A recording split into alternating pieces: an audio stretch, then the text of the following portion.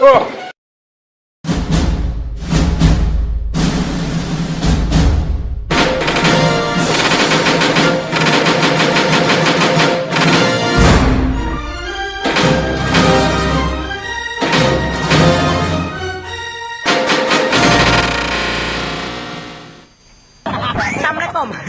Mamang. Perkenalkan, nama saya Antonius Novit Fernandes, Fakultas Hukum Universitas Katolik di La Salle, Manado dengan NIM 1905-1070. Baik, dalam pembuatan video kali ini adalah untuk memenuhi tugas ujian tengah semester dari mata kuliah Hukum Laut. Nah, dalam video ini juga saya akan menjelaskan tentang sejarah dan juga pengertian dari Hukum Laut Internasional. Langsung saja.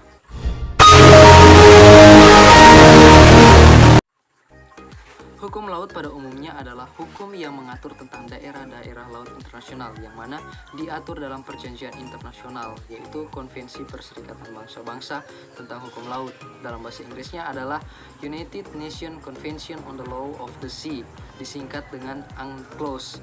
Nah, juga disebut Konvensi Hukum Laut atau Hukum Perjanjian Laut adalah perjanjian internasional yang dihasilkan dari Konferensi Perserikatan Bangsa-Bangsa tentang Hukum Laut ketiga atau UNCLOS 3 yang berlangsung dari tahun 1973 sampai dengan 1982. Dalam sejarah hukum laut itu ada dua asas yang mempengaruhi konsepsi tentang laut teritorial. Nah, dua asas yang pertama kali dideklarasikan oleh Pontanus ini adalah res nullius dan juga res communism. Nah, penganut asas res nullius ini berpendapat bahwa tidak ada yang memiliki lautan, karena itu siapapun dapat memilikinya. Kemudian penganut asas res communism berpendapat juga bahwa laut adalah milik masyarakat dunia, maka tidak ada negara yang boleh mengklaim atas wilayah laut.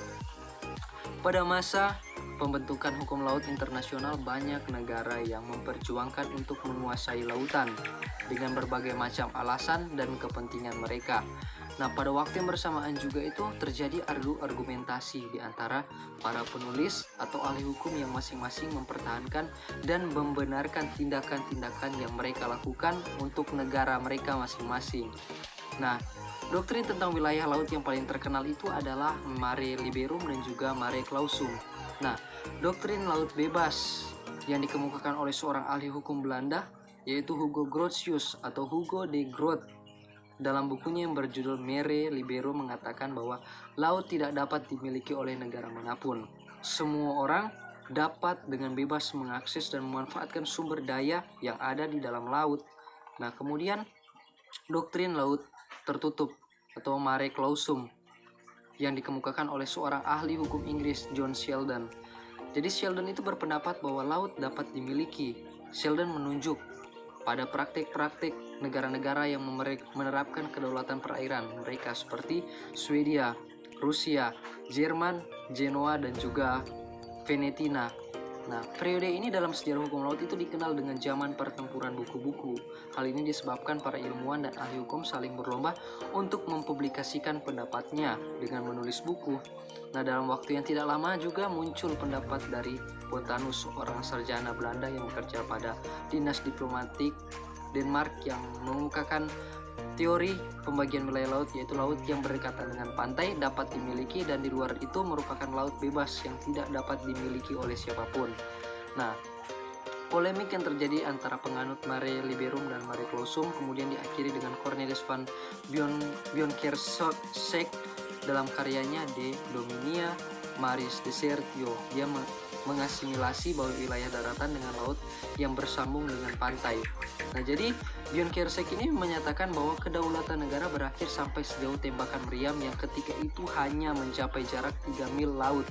Nah, perseteruan tentang wilayah laut mulai menemukan jalan keluar dengan terbentuknya Liga Bangsa-Bangsa setelah Perang Dunia I dan tahun-tahun permulaan Perserikatan Bangsa-Bangsa.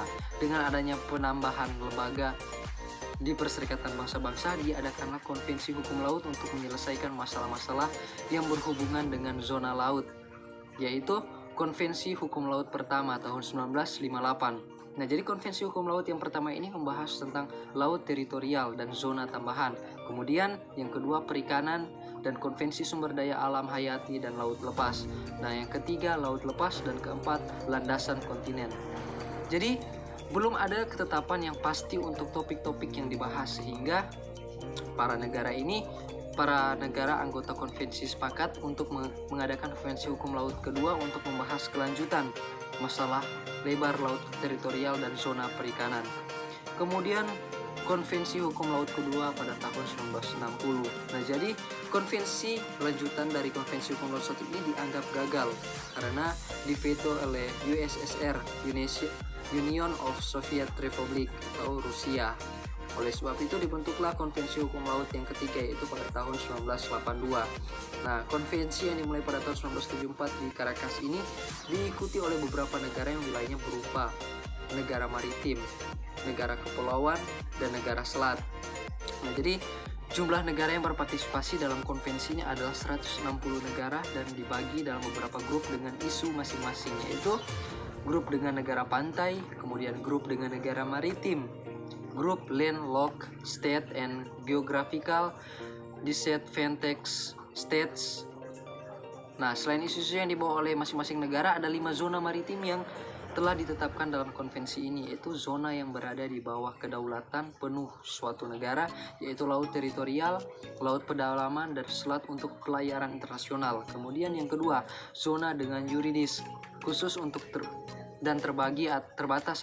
terbatas bagi suatu negara, yaitu zona tambahan. Kemudian ketiga, zona dengan yuridis eksklusif untuk pemanfaatan sumber daya alam, yaitu zona ekonomi eksklusif dan landasan kontinen.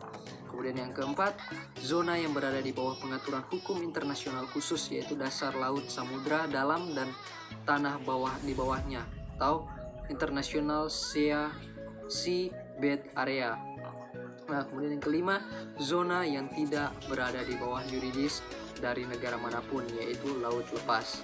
Nah, atas beberapa keputusan yang diambil dalam konvensi ini, semua delegasi setuju bahwa UNCLOS, United Nations Convention on the Law of the Sea, adalah one pack deal, dan hal tersebut tertera dalam pasal 309 dan 310 konvensi ini. Baik, terima kasih telah mendengar penjelasan saya mengenai tentang sejarah dari hukum laut dan sedikit pengertian dari hukum laut. Kiranya apa yang saya jelaskan dapat diambil manfaat oleh para penonton untuk menambah wawasan ke depannya. Sekian dari pembuatan video saya ucapkan terima kasih.